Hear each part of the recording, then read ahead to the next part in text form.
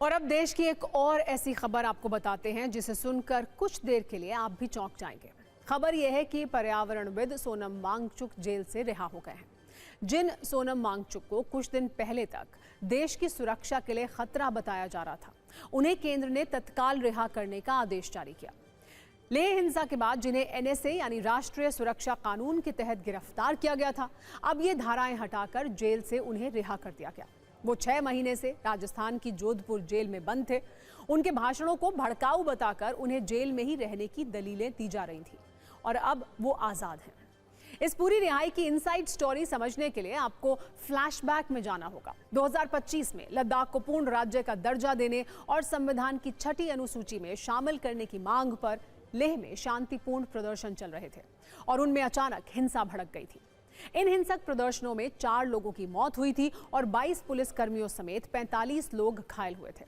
इसके 2 दिन बाद 26 सितंबर 2025 को सोनम वांगचुक को एनएसए के तहत हिरासत में लिया गया था। फिर उन्हें लेह से सीधे जोधपुर जेल लाया गया था। तब से वो इसी जेल में बंद थे। इस दौरान ऐसी खबरें भी सामने आई थी कि जेल में बंद सोनम वांगचुक की हालत बिगड़ गई है, जिसके बाद उनकी पत्नी ने सुप्रीम कोर्ट में एक याचिका दायर की थी।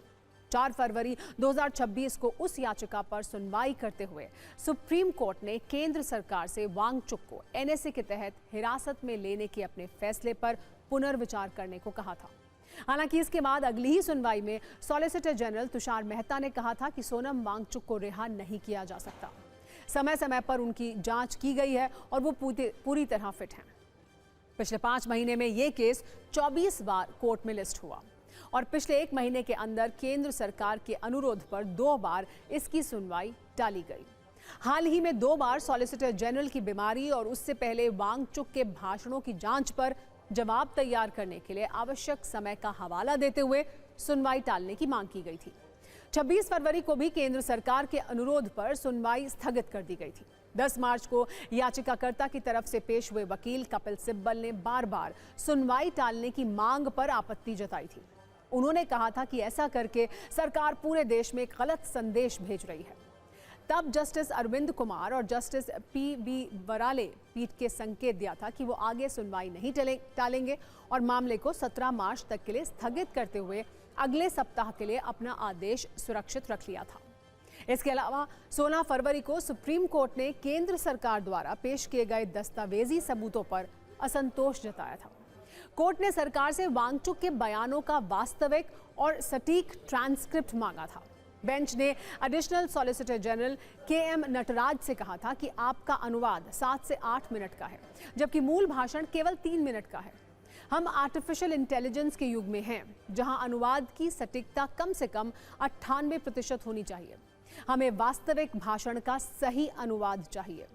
वहीं वरिष्ठ वकील कपिल सिब्बल ने कहा था कि वांगचुक के नाम पर ऐसे शब्द जोड़े गए हैं जो उन्होंने कभी कहे ही नहीं। इस मामले की सुनवाई 17 मार्च को होनी थी, लेकिन उससे ठीक 3 दिन पहले सोनम वांगचुक को जेल से रिहा करने का आदेश आ गया। उनकी रिहाई पर गृह मंत्रालय की तरफ से एक बयान जारी किया गया। सोनम वांगचुक निर्धारित हिरासत अवधि का लगभग आधा समय पहले ही पूरा कर चुके हैं। सरकार लद्दाख में आपसी विश्वास का माहौल बनाने के लिए प्रतिबद्ध है। सभी पहलुओं पर विचार करने के बाद सोनम वांगचुक की हिरासत को तत्काल प्रभाव से समाप्त किया जा रहा है। अब सवाल यह है कि जब रिहा करना ही था तो फिर सोनम वांगचुक पर एनएसए क्यों लगाया गया? और अगर इतनी गंभीर धाराओं में इतने गंभीर आरोप के साथ हिरासत में लिया गया था तो फिर हटा क्यों दिया गया?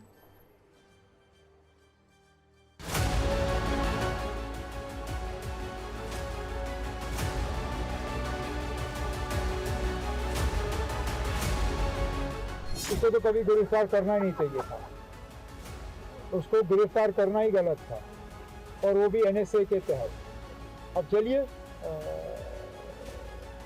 रिलीज हुए, अच्छी बात है।